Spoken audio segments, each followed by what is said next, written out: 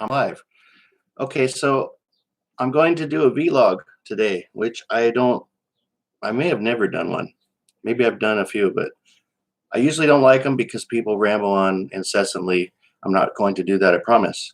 This is to discuss what I'm reading right now. It's backwards, but a Plato reader and its essential dialogues. And these are Socrates, for the most part, and his philosophies that he discussed in Greece a long, long time ago. And Greece philosophy is the basis of a lot of Western civilization and our educational process when it relates to colleges and things of that sort. And the way that this ties in today with the coronavirus is going to be based on the book Republic, which is actually 10 books. And I'm currently on book 4 of Republic. And in this discussion, they're discussing the three modes of humanity. And I'm paraphrasing and doing my own spin on this kind of, but I'm not using their jargon. So the three modes of human existence from what this book describes are rational thought is the first one. And in the view of Socrates, it's the most important one because people cannot make logical decisions and or govern themselves without being a rational thinker. So rational thought would be the first mode of existence. The second mode of existence is emotional living. And that mode is basically you doing whatever you feel like doing at the time. And there's a lot of people, especially in our culture now, that tend to think this is the only way to live, right? You don't need to plan anything. You just go running around the countryside, making yourself happy, doing whatever you do. And this is the reason that people have to lose their marbles when they're quarantined in their house because they can't do anything except find entertainment on a daily basis every day of their life without thinking about something else. The third mode is basically survival, and that's it. And take care of your basic survival necessities because you have no choice, and if you don't, you will die. And reading into this, I discovered what I did not know. What I previously believed was that stupid people were the people in the middle that only did what made them feel good and they never planned anything at all. But in reality, the dumbest of the people are the people that only do enough to survive. So he likened it to drinking water. So if you drink water, everybody drinks water. There's a group of people that literally will only drink water when they're at the point of death and they realize that they're about to die. And you may know somebody this stupid that goes through life not thinking about anything.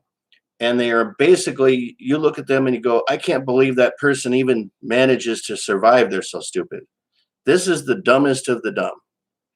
The middle ground people are the ones that wake up in the morning and they don't realize or think about the fact that they're supposed to drink, whatever, 8 glasses of water a day to stay healthy. And I mean, not everybody is going to go, all right, we need 8 glasses of water. Therefore, every hour and a half, I need to drink a full glass of water. That would be the extreme planner at the top list that plans everything. And I'm not saying that's wrong. There's probably a person like that. It's a little extreme. But the person in the middle may or may not drink their 8 glasses of water every day. They may only drink 2 or 3 when they feel like it. They go, I'm feeling kind of thirsty. I think I might go get a glass of water right now because it's readily available and it's easy.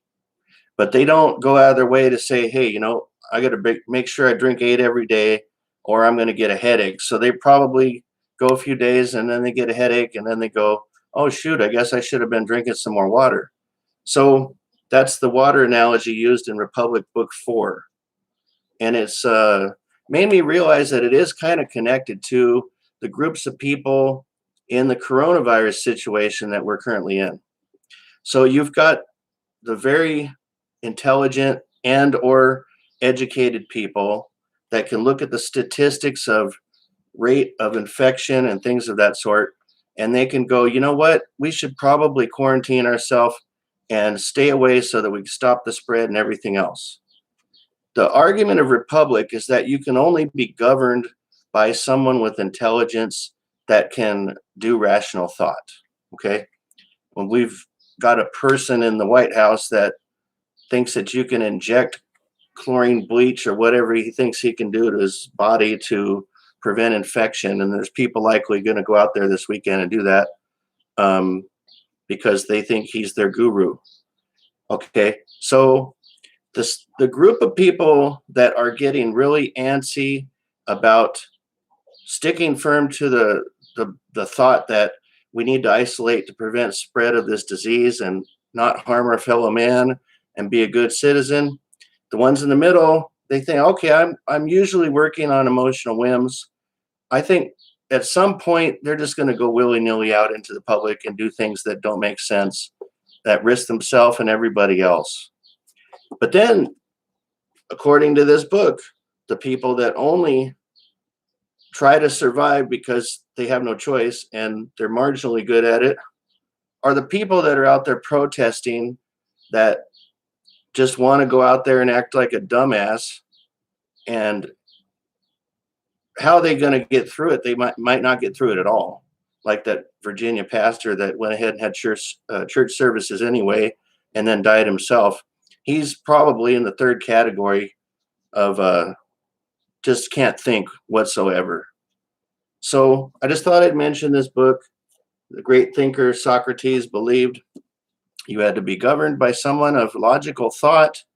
And I would encourage everyone out there to become more that group of logical thinkers that actually plans their activities, doesn't rely on emotional whims to go out and do whatever they're going to do, and definitely doesn't just go running like a lunatic out in the public on a rampage because they can't think at all. If you're one of those people, probably nothing you can do to stop you from doing that. If you're in the middle, you can think about what you're doing and alter it and try to become group one. Group one ultimately is the ones that are successful at governing people. The other thing that he mentioned in here was really interesting is that children, when they start growing up, you see how emotional and wild they are. They all like to run around and play. And then he said that they don't get the rational thought until many years later, and that some never do. So there is this feeling of there are classes of people, and some classes are not capable of conscious, rational thought. But if you are in the middle group and you do have an IQ above 45, please consider Socrates and the coronavirus and the situation we're in and become group one and try to make up for group two and especially group three that are doomed to be dumbasses and infect people other than themselves. And good book if you wanted to read more of Plato dialogues, or actually Socrates dialogues. Plato wrote about Socrates and his dialogues. I will give you a footnote, though. A couple of them are about boy love, which is really strange. There was a lot of that in their culture. But rational thought, better than being an emotional, I don't know what you call it, person flying in the wind, or the extreme dumbass that no one understands how they get by on a daily basis. That's my summary.